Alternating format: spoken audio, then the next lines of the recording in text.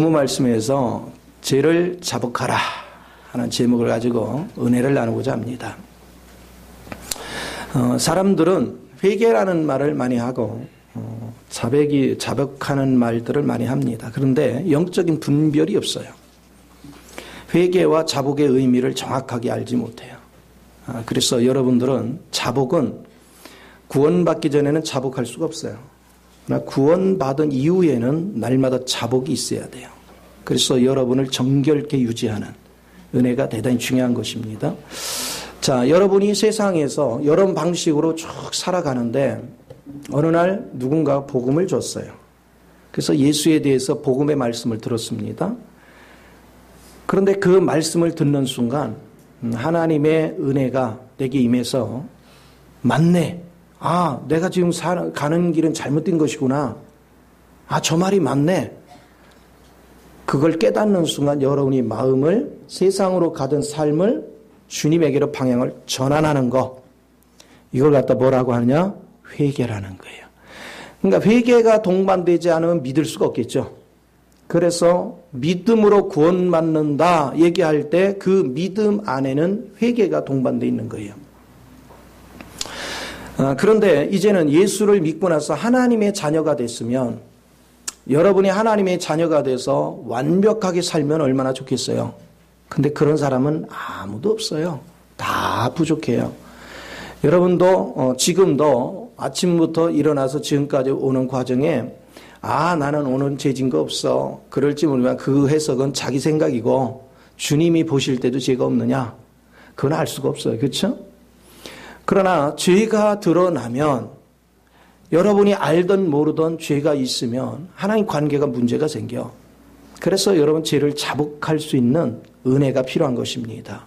그래서 주님 안에서의 자복은요, 여러분이 자복을 하면 안 하면 이것이 내 구원과 관계가 있느냐? 전혀 그렇지 않아요. 상과 관계가 있어요. 상급과. 그래서 여러분이 주님 안에서 깨끗한 관계를 유지할 때 주님 안에서 상급이 주어지는 거예요.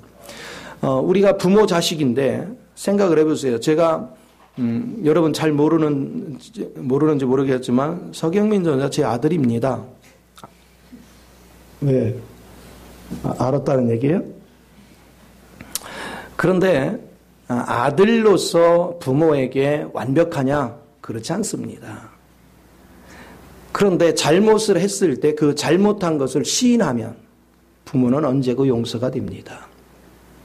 그런데 만약에 잘못을 해놓고도 시인을 하지 않으면 그러면 부모와 자식 간의 냉전이 됩니다. 문제가 생깁니다. 여러분이 하나님과의 관계도 똑같은 거예요. 우리가 하나님 앞에서 하나님의 자녀예요. 여러분은 한번 구원받은 영원히 하나님 자녀입니다. 누가 뭘 할 것도 없이 하나님의 자녀예요. 그러면 하나님과 나의 관계가 어때야 돼요? 화목해야 돼요. 그런데 내가 죄가 개입이 되면 하나님과 내가 소원해질 수밖에 없어요. 관계가 좋을 리가 없어요. 이거가 해결이 돼야 돼요. 그래서 그 죄를 자복할 때 여러분이 하나님과의 관계가 온전해지는 것이죠. 그래서 그 은혜 속에서 사는 훈련은 너무너무 중요한 거예요. 많은 사람들이 주님이 안 보이신다고 너무나도 쉽게 주님을 대해요. 그러나 하나님을 여러분이 알면 알수록 하나님께서는 굉장히 나와 하나님 관계에 요만큼만 죄가 개입돼도 그걸 알게 합니다. 그래서 여러분으로 죄를 자백하게 만들어요. 그래서 철두철미하게 여러분이 주님 앞에 죄를 자복할 수 있는 은혜가 필요한 것입니다. 만약에 여러분이 죄를 자복하는 훈련이 되지 않으면 결코 마음의 평강이 없어요. 그래서 하나님과의 관계가 바로 되어질 때 여러분의 삶은 놀라운 역사가 있다는 거, 이걸 잊지 마셔요. 그래서 결과적으로 이런 겁니다. 죄를 자복함으로 구원받는 거하고는 전혀 상관이 없습니다. 여러분이 회개하고 믿는 걸로 구원받은 것입니다. 그러나 일단 믿음 안에 들어왔으면 날마다 하나님과 나의 관계가 잘못된 걸 죄를 뭐 할 줄? 자백할 줄 알아야 됩니다. 끊임없이 자복하면 여러분 보혈이 와서 모든 걸 씻어주십니다. 그래서 관계가 온전히 회복될 수 있는 이런 은혜가 대단히 중요해요. 어떤 사람은 열심히 하나님 앞에 죄를 자복하여 구원이 있다라고 가리키는 경우가 종종 있는데 이것은 크게 잘못된 것입니다. 만약에 이게 진실에서 실수가 아니라 마음의 중심에서 그래야 된다는 확정을 갖다면 그 사람은 틀림없는 이단입니다. 구원은 죄를 자복함으로 받는 것이 아닙니다. 여러분이 회개해서 돌이킴으로 믿음으로 구원받는 것입니다. 그리스도 안에 일단 구원된 사람은 자복함으로 관계를 회복하는 것입니다. 주님과의 관계가 온전해질 때 하나님의 상이 내게 주어진다는 사실을, 이걸 잊지 마시고 항상 주님과의 관계를 온전케 할 줄 아는 저와 여러분이 되어야 될 줄 믿습니다. 우리가 십자가를 얘기하는데 그 십자가가 내 십자가냐 예수 십자가냐 이게 중요해요. 바울은 내게는 예수 그리스도와 예수 그리스도의 십자가 외에는 자랑할 게 없다고 그랬어요. 내가 죄를 자복함으로 구원받겠다고 하는 사람은 뭐냐면 내가 눈이 범죄를 했으면 눈을 십자가에 못 박음으로 구원받는다고 착각하는 거예요. 그런데 이걸 잊지 마요. 여러분이 10번, 100번을 죽어도 구원은 없어요. 왜? 원래 죄인이니까. 원래 죽어 마땅한 죄인이니까.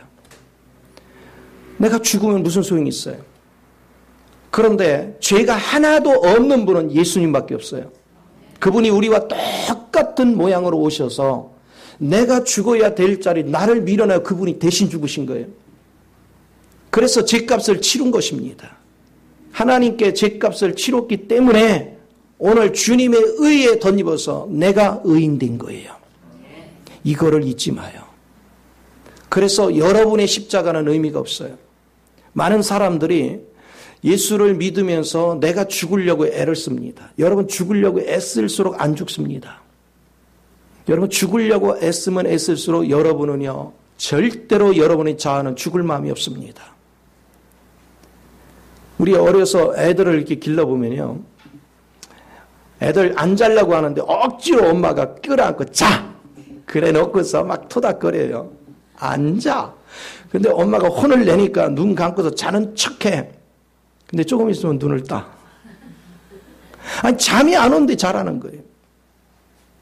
우리 자아는요, 죽을 마음이 눈금방도 없어요. 그런데 죽어! 안 죽어요. 죽는 척 했다가 일어나요. 그래서 제가 여러분이 와서 말씀의 은혜 받고, 그리고 나서, 아이고, 목사님 이제 다 죽었습니다. 제일 겁나는 사람이에요. 하나 안 죽었거든요.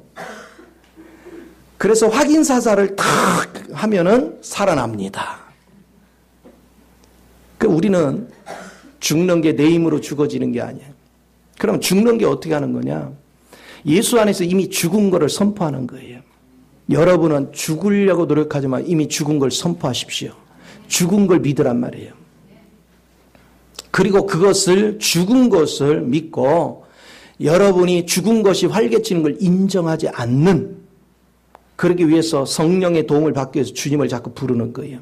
그렇게 하다 보면 여러분 자아가 어느 순간에 소멸돼 가는 걸 경험하기 시작해요. 그래서 내가 죽으려 하면 절대로 안 죽어요. 그런데 이미 죽은 사실을 믿는 훈련입니다. 신앙생활은 그렇게 하는 거예요. 옛사람도 이미 끝났어요. 십자가에서. 그런데 옛 것을 왜 쫓아가요? 끝났는데. 여러분이 죽은 것을 인정하는 것, 그것이 여러분의 믿음을 견고하게 합니다. 자, 여러분이 막 성질이 올라와요. 이거 죽은 거에 살은 거예요. 죽은 게 이게 올라와. 그러면 여러분 보세요. 그걸 써먹을 것이 아니라 여러분이 죽은 것이 올라오면 그거를 이건 죽은 거지. 요게 까불고 있네. 나를 속이네. 이렇게 반응을 하야 그게 쏙 들어가 버려요. 이것이 대단히 중요합니다. 자, 그런 은혜를 통해서 철저하게 여러분이 죽고자 하면 안 죽는다. 여러분이 이미 죽은 것을 인정해라. 여러분이 이미 예수 안에서 죽은 것을 인정하라. 그러면 그리스도가 사는 은혜가 주어지는 걸 믿으시 바랍니다. 그래서 무엇이든 간에 우리는 감정적으로 처리하면 안 돼요. 내 생각대로 처리하면 안 돼요. 성령이 움직이는 대로 역사해야 돼요. 그래서 항상 제가 말씀을 드리죠. 여러분이 예수님은 병 걸린 적이 있어요, 없어요? 예수님 거짓말한 적이 있어요, 없어요? 여러분, 예수님은 여러분을 미워한 적이 있어요, 없어요? 없어요. 그러면 자, 여러분은 원래 그래 어때요? 미워하는 거 전공이잖아요.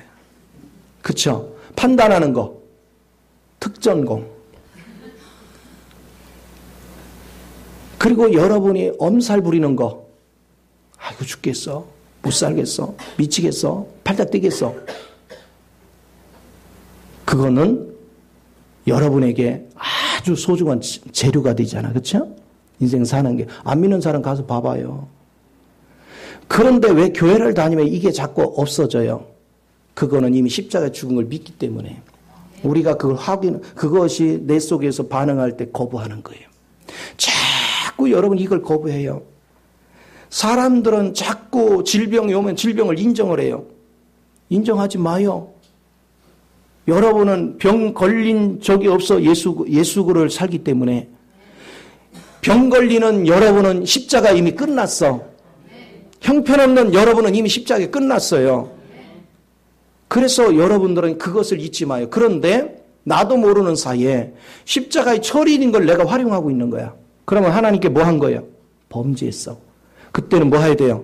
깨달았으면 죄를 자복해야죠. 그래서 하나님 관계를 계속 회복할 줄 아는 은혜가 대단히 중요한 것입니다. 이제 여러분이 죽고자 하지 말고 주님이 이미 다 죽였고 이미 새롭게 우리를 바꿔놓은 사실을 믿으십시오. 그리고 그걸 인정하고 여러분이 주님이 하신 거에 대해서 성령의 도움을 구하면 하나님께서 바로 여러분의 실제가 되도록 변화시켜 주는 걸 믿으시기 바랍니다. 이런 삶을 우리가 계속 반복돼 가야 돼요. 끊임없이 우리의 삶은 자꾸 내 자신이 뭔가를 하려고 하니까 실패하는 겁니다. 여러분이 고민하는 내용들을 다 상담을 해보면 하나같이 무슨 얘기를 하느냐. 십자가에서 처리된 걸 가지고 고민해요. 아니 십자가에 처리된 거. 그러니까 결론적으로 왜 그러냐. 믿지를 않는다. 예수를 안 믿는다. 예수님이 이루신 사실을 믿지를 않기 때문에 여러분은 자꾸 실족하는 거예요. 자꾸 넘어지는 거예요. 그러나 예수 안에서 이루어진 것을 믿으면 여러분은 그날부터 자유해져요. 그러니까 내가 자랑할 수 있는 것은 내가 십자가에 죽은 걸 자랑하는 것이 아니라 예수 그리스도가 이미 십자가에서 모든 것과 더불어 같이 죽은 사실을 믿을 때 자랑거리가 되는 거죠. 나에게는 예수밖에는 자랑할 게 없어요. 예수 그리스도의 십자가와 예수 위에는 자랑할 게 없다. 이제는 내 안에 사시는 분은 그리스도이기 때문에 우리는 불안한 것이 없는 거죠. 염려, 근심, 불안이 있다는 얘기는 여러분이 예수를 붙잡지 않았어요. 부패된 자신을 붙잡았어요. 십자가에서 이미 처리된 걸 붙잡았어요. 이것은 하나님 앞에 중대한 범죄입니다. 왜? 믿음으로 행하지 않는 게 다 죄입니다. 여러분이 그리스도 안에서 이루신 것을 실제로 내가 믿을 때 성령이 그 믿음대로 내 속에 역사를 이루십니다. 그래서 믿음을 쫓아가는 사람은요, 죽을 병도 일어나는 것이고, 믿음을 쫓아가면 저주는 물러가는 것이고, 믿음을 쫓아가면 불가능도 가능케 되는 역사가 일어나는 것입니다. 그래서 끊임없이 여러분은 죄를 자복하고 하나님 앞에 나의 부족한 것들을 토해놓을 줄 아는 은혜가 대단히 중요한 거예요. 신앙생활은 입으로 하는 거 아니에요. 신앙생활은 여러분이 예수 그리스도가 완성한 것을 믿는 믿음의 바탕으로 움직이는 것입니다. 이렇게 되어질 때 우리 삶은 정말로 풍요로워지는 역사를 이루기 시작합니다. 만약에 여러분이 하나님과 관계 속에 죄가 있는데 여러분이 그 죄를 자백을 하기를 게을리하면 내 마음속에 죄에 대한 미움이 사라집니다. 우리는 죄에 대해서 미워하는 마음이 생겨야 돼요. 죄를 자꾸 자백하면 할수록 여러분 죄에 대해서 미워하는 생각이 생겨요. 주님만을 사랑하고 죄에 대해서는 미움을 가져요. 그렇게 돼야 죄를 떨쳐내는 것입니다. 그런데 내가 분명히 믿음의 원리 안에서 죄를 범했는데 그걸 알면서도 내가 자백하지 않으면 여러분은 죄에 대해서 반응이 없습니다. 무뎌요. 그래서 죄에 대한 미움이 안 생겨요. 그러니까 죄와 같이 호흡을 하는데도 내가 죄 속에 빠져 있는데도 내가 죄로 인해서 하나님과 나 사이가 막혀 있는데도 못 느끼는 거예요. 내가 뭘 잘못했지? 깨닫지를 못하는 거예요. 깨닫지 못하니까 여전히 하나님의 역사가 내게 임할 수가 없죠. 죄가 가로막혔으니까. 그러니까 인생이 고달픈 거예요. 인생이 참 피말리기 힘든 거예요. 주님이 개입하면 쉬운 일을 내가 주님과 나 사이를 가로막아 놓으니까 여러분 인생이 너무너무 고달픈 거예요. 이거를 발견하지 못하고 일이 고달퍼지니까 또 자기 방식으로, 지금까지도 자기 방식으로 수습하려고 애써서도 안 됐는데 또 자기 방식으로 그걸 수습하려고 막 애를 쓰는 거예요. 얼마나 고통스러워요. 얼마나 힘이 들어요. 오늘날 많은 사람들이 이런 어리석은 신앙생활을 합니다. 신앙생활의 기초는 내게서 시작되는 게 아니라 그리스도에서 시작되는 거예요. 여러분이 그리스도의 십자가를 아는 것은 대단히 중요한 것입니다. 왜 우리가 십자가에 나가야 됩니까? 십자가에 나가면 내가 불가능한 것을 주님이 하나도 죄를 범한 적이 없는데 내 거를 짊어지고 죽으셨어. 그리고 사흘 만에 일어나셔서 그분이 모든 환경을 이기신 능력을 내 안에 그 부활의 영으로 부어주셨어. 그것은 보통 사랑이 아니에요. 또 나는요, 주님 앞에 비교할 때 얼마나 형편없는 존재인지 몰라요. 그런데 우리 주님은 만왕의 왕이요 만주의 주가 되셔. 이거 하나만 딱 깨달아도 여러분은 주님의 사랑이 얼마나 강렬한지요. 그래서 감격하고 주님의 사랑 앞에 내가 감사의 찬양을 올리는 순간 내 사랑이 아니라 주님의 사랑이 내 마음속에 탁 와서 자리를 잡는 거예요. 그럼 그때부터는 여러분이 누구를 사랑하는 게 아니에요. 주님의 사랑이 다른 사람을 사랑하는 거예요. 그리고 그 주님의 사랑 안에는 무궁무진한 능력이 있습니다. 주님의 사랑이 내 몸을 사랑하면 병이 치료돼요. 주님의 사랑이 우리 가정을 사랑하며 우리 가정의 저주가 떠나가요. 주님의 사랑이 다른 사람을 사랑하면 관계가 회복돼요. 주님의 사랑으로 주님 앞에 사랑하라면 주님 앞에 헌신되게 돼 있어. 그러니까 내 사랑으로 하는 것이 아니라 내 안에 들어오신 주님의 사랑으로 일하는 거예요. 이것은 너무나도 중요하다. 그래서 여러분이 이 중심의 바탕을 갖는 거, 이것은 너무 중요하기 때문에, 그러면 그 주님의 사랑이 내 안에 들어오면 내가 잘못한 것을 일일이 하나님이 알게 해주셔. 내가 과거에 잘못한 것을 일일이 알게 해주셔. 너 이때 이거 했어. 그러면 우리는 자연스럽게 죄를 자백하게 돼 있어요. 자백하는 순간 깨끗이 씻음되는 걸 믿으시 바랍니다. 결국은요, 하나님이 문제가 되는 게 아니라 내가 문제가 돼 있단 말이에요. 하나님은 변함이 없어요. 하나님은 그 자리에 언제고 계시는데 내가 문제야. 내가 바로 잡히면 하나님과 관계는 바로 되는 걸 믿으시 바랍니다.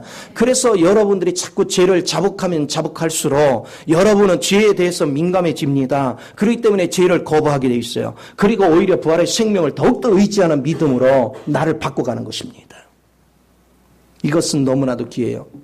그렇다면 여러분들은 죄의 범위를 알아야 돼. 죄를 자백하는데 어디까지 하느냐?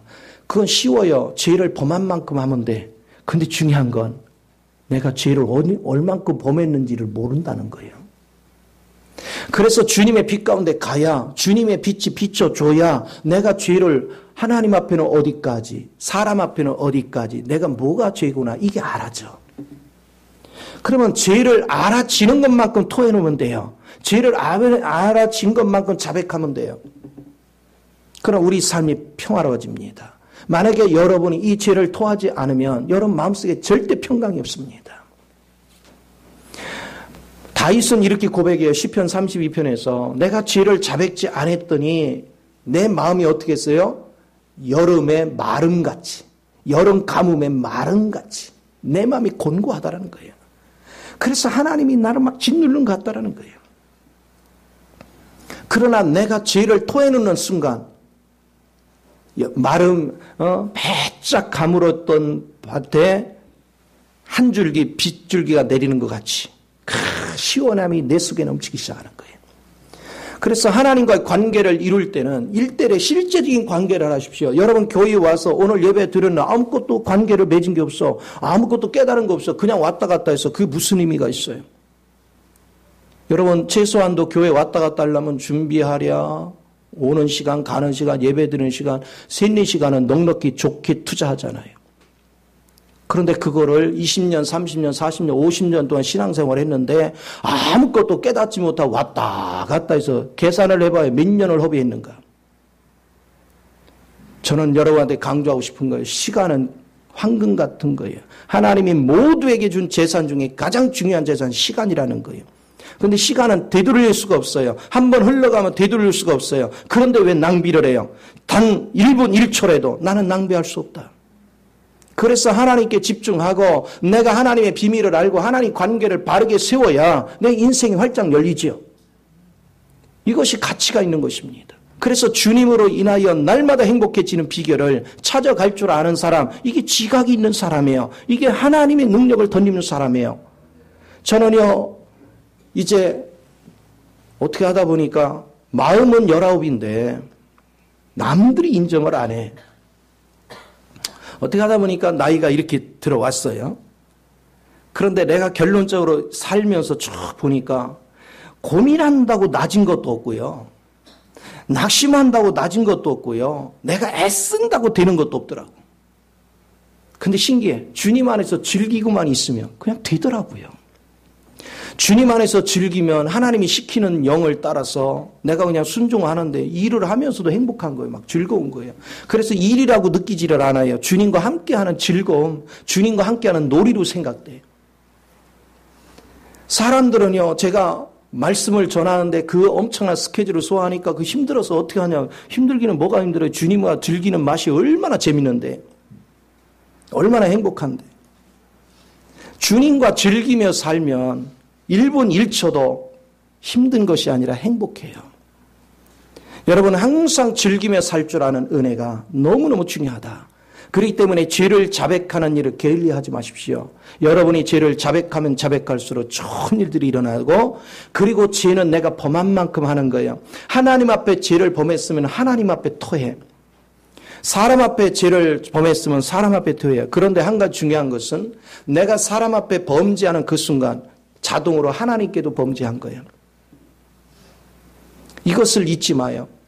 그래서 우리는 죄가 내가 범한 거 안에서 너무 줄여도 안 되고 너무 많이 해도 안 돼. 예를 들어서 내가 누군가한테 죄를 범했는데 제가 여기 공개석상에서 내가 이건 잘못된 거다. 죄를 토했다. 그러면 참 겸손하다 이럴 것 같지요? 아니요. 그거는 내가 한 사람한테만 얘기할 거를 전체한테 얘기함으로 전체의 마음속에 나에 대해서 안 좋은 이미지를 심게 만들어 사람들의 마음을 더럽혀버려. 그러니까 여러분은 구별을 잘해야 돼요. 또 어떤 사람 이런 사람들이 있어요. 하나님께도 범죄하고 인간에게도 범죄했는데 하나님 앞에만 회개를 해. 사람 앞에는 안 해. 이것도 문제야. 그러니까 너무 과해도 안 되고 너무 부족해도 안 돼. 항상 여러분은 하나님 앞에 범죄한 것은 하나님께, 사람께 범죄한 것은 사람 앞에 반드시 가서 풀어야 돼. 죄를 자백하고 풀 줄 아는. 그래서 마태복음 5장에서도 내가 하나님 앞에 제물을 드리다가 형제 간에 다툰 것이 생각나거든. 어떻게 하라? 가서 화목을 먼저 이루고 와서 내게 구하라. 하나님과의 관계 속에 죄가 막혀 있으면 여러분의 기도는 울리는 꽹과리가 돼버려요. 하나도 상달이 되지를 않아. 반드시 여러분은 죄 문제를 해결할 수 있는 이 은혜가 내 마음속에 주어지는 거, 이것은 참으로 가치 있는 인생입니다. 그래서 입술로만 주여 주여 하지 마요. 실제의 관계를 이룰 줄 아는 우리 마음의 상태가 돼 있어야 돼요. 어떤 경우든. 그래서 영적으로 자라가면 자라갈수록 굉장히 민감해집니다. 죄에 대해서. 그래서 영적으로 자랄수록 느끼는 게 빨라요. 왜? 빛이 강렬하니까. 하나님의 빛이 강렬하기 때문에 내가 영적으로 자라면 자랄수록 하나님은 즉각 그걸 알게 해요. 그러나 영적으로 어리면 어릴수록 둔해요. 깨닫는 게. 그래서 일이 안 풀리는 거예요. 환경이 어려운 거예요. 그럼에도 하나님께서는 자녀를 버릴 수 없으니까 돌봐줘요. 돌봐주지만 그 관계로 인해서 하나님과 온전한 관계를 이루지 못한 걸로 인해서 스스로 마음고생하고 스스로 좌충수를 둬가지고 일을 더 그르쳐요.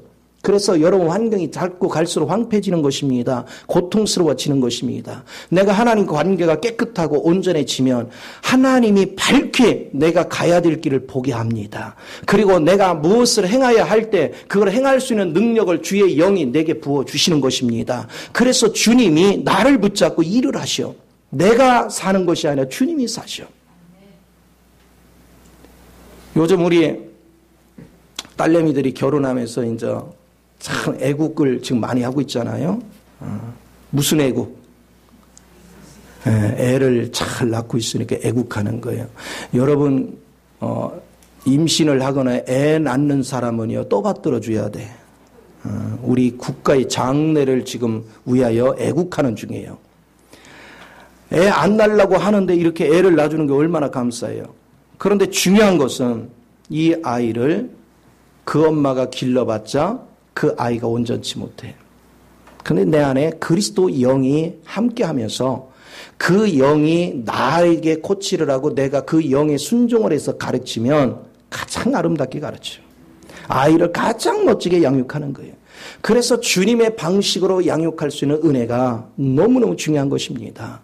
그래서 여러분은 무엇이든 간에 지식으로 하면 안 돼요. 성령이 내 속에서 역사하도록 해야 돼요. 성령이 움직이도록 해야 돼요. 바울이 잘했던 것은 뭐냐? 그것은 내주하신 성령의 움직임을 따라 일했단 말이에요. 내 안에서 역사하시는 능력을 따라 내가 행하노라 그랬어요. 그런 두렵고 떨림으로 일을 했는데 내 지혜나 내 능력으로 할까 봐 두려워 떨었어요. 반드시 성령의 지혜, 성령의 능력으로 일하는 법을 알았어요. 그리고 성령 안에서 주님이 징계하라면 징계하고, 주님이 보듬으라면 보듬고, 주님이 용서하라면 용서하고, 주님이 세우라면 세웠어요. 철저하게 성령의 뜻을 따랐어요.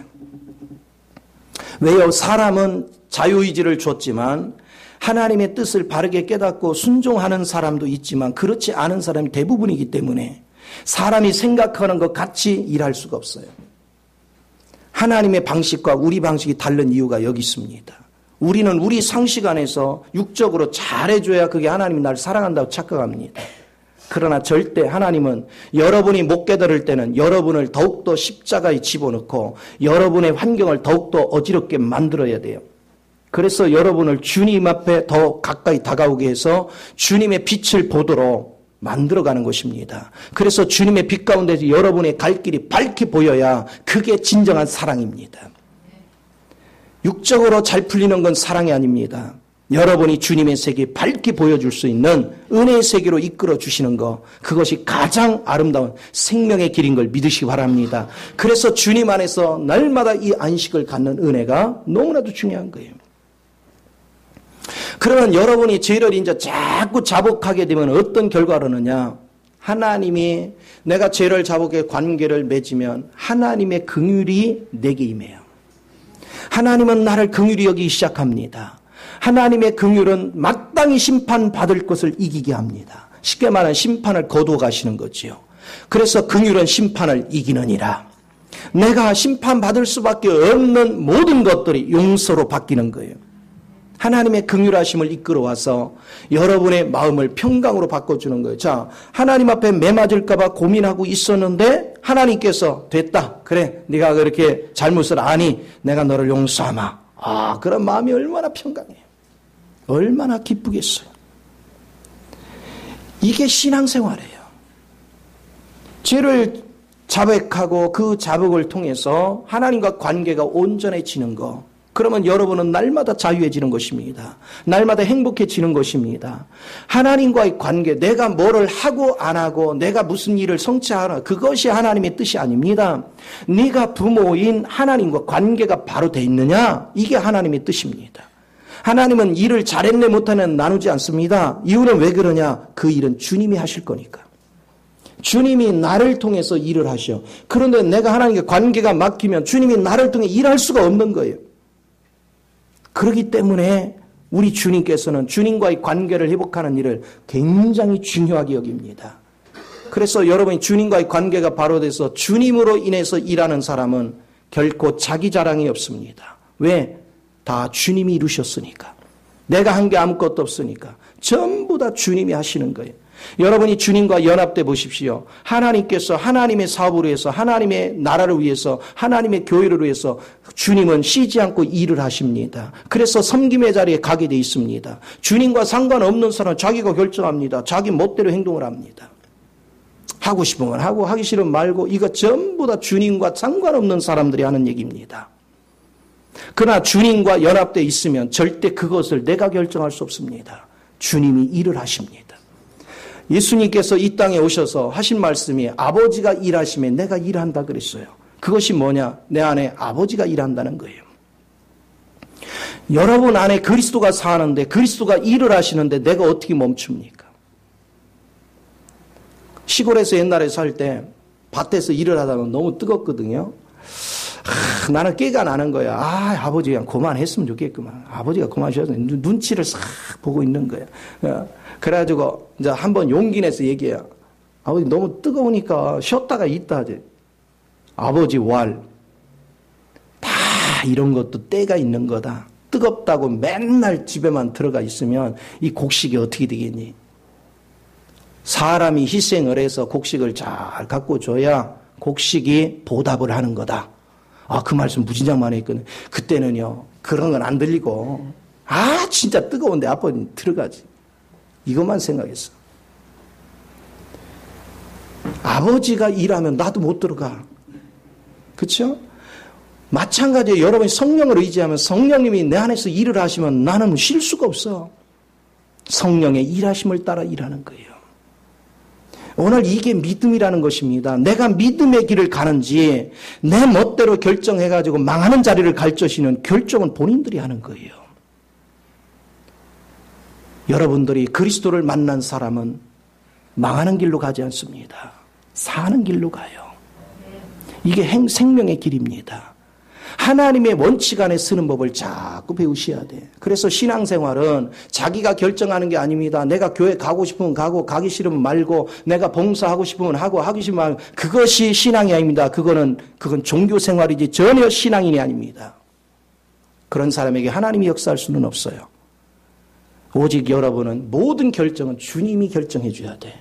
주님의 뜻을 따라 결정할 줄 아는 이 지혜가 있는 것. 그것이 하나님의 아름다운 역사이고 생명인 걸 믿으시기 바랍니다. 그래서 주님이 나를 긍휼히 여기면 첫째는 평강이 오고 두 번째는 한량없는 기쁨이 내 속에 넘쳐요. 하나님은 일을 시키는데 그냥 하는 게 아니라 아버지의 기쁨을 내 속에 부어넣어줘서 그 일 자체가 즐겁게 만들어요. 왜 즐거운 줄 아세요? 일이 즐거운 게 아니에요. 하나님과 함께하는 일이 행복한 거지. 어린 애기들이 엄마가 부엌에서 뭘 까고 있으면 지도 한대. 그쵸? 손 맵다 하지 마. 너는 하지 마. 그래도 할 거야, 내가. 왜 그래요? 매워, 분명히. 야, 맵지. 그래, 그만해. 재밌대. 왜 그래요? 엄마하고 하는 게 재밌어. 일은 힘들어. 그런데 엄마하고 하는 게 재밌어. 오늘 주님과 살아갈 때 여러분 주님과 함께 하는 게 너무 재밌어. 주님과 함께 하는 게 너무 기뻐. 이게 신앙생활이에요. 주님과 함께함으로 기뻐서 행복해서 즐거워서 그 일을 하는 사람은 항상 젊은 사람이에요. 항상 젊은 사람은 아직 나이가 내가 청청한데 하나님과 함께하는데 뭔 얘기를 하는 이렇게 반응해. 근데 늙은 사람은 어떻게 반하냐 하면 주님과 생활을 안 하는 사람은 늙은 사람이거든요. 그런 사람은 내가 이 나이에 뭐를 해 이래요. 옆 사람 봐봐요. 늙은 사람하고 앉아있는가 젊은 사람하고 앉아있는가. 저는요 내 생일 때 촛불에 초를 2개 이상 꽂으면 열나요. 왜? 나 젊은데. 분명한 건 내가 19인데. 그래서 우리 청년들은 19이라고 하는데 19살을 꽂는 게 아니라 꼭 10살짜리 2개를 꽂아요. 10대는 봐줄 수가 없대. 최소한 20대만 봐주겠대. 할렐루야. 그래서 젊으니까 일해야지. 젊으니까 신선하게. 이 원칙을 좀 붙잡을 줄 아는 거 얼마나 중요한지를 아셔야 돼요.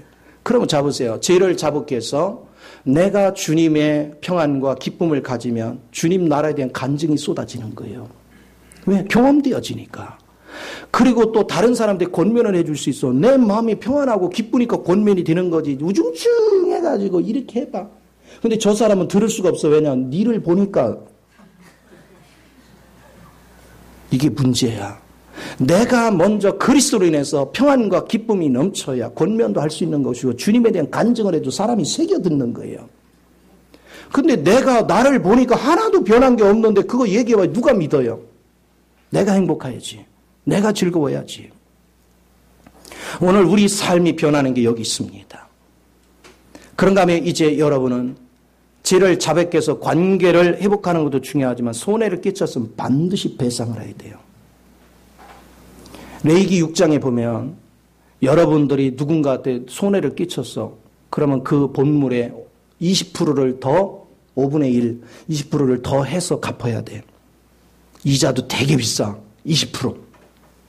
반드시 갚아야 돼. 근데 깨닫고 지금 이제 갚으려고 하는데 갚을 형편이 안 돼. 그러면 반드시 고백을 해요. 내가 지금은 형편이 안 되면 형편 되는 대로 갚겠다. 그리고서 최선을 다해서 갚아나가는 거예요. 이것은 너무나도 중요한 것입니다. 그런 마음의 자세를 가지면 하나님이 반드시 갚아주셔요.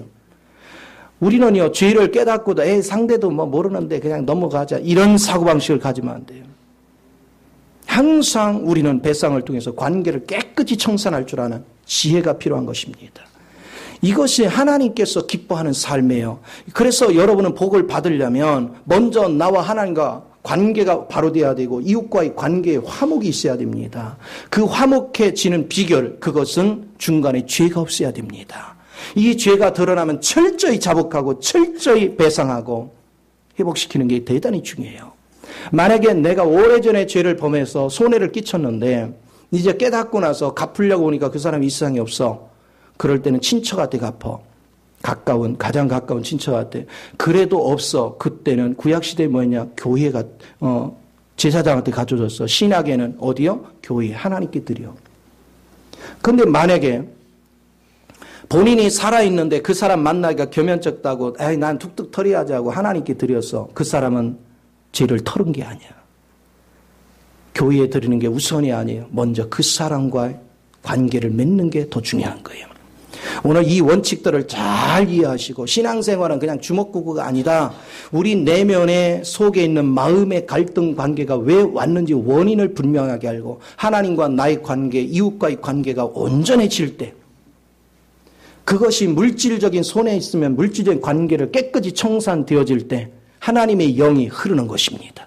하나님의 영이 흐러야 여러분 삶이 풍요로워지는 걸 믿으시 바랍니다. 이 관계를 온전히 회복할 줄 아는 자, 그런 사람들이 날마다 그리스도의 평안과 기쁨과 안식 안에 거해서 하늘의 복된 열매가 우리 삶에 주렁주렁 맺히는 은혜가 있는 줄 믿습니다. 이 복을 넉넉히 누리시기를 예수 이름으로 축원을 드립니다. 기도하겠습니다. 좋으신 아버지, 크신 은혜와 사랑을 감사합니다. 아버지께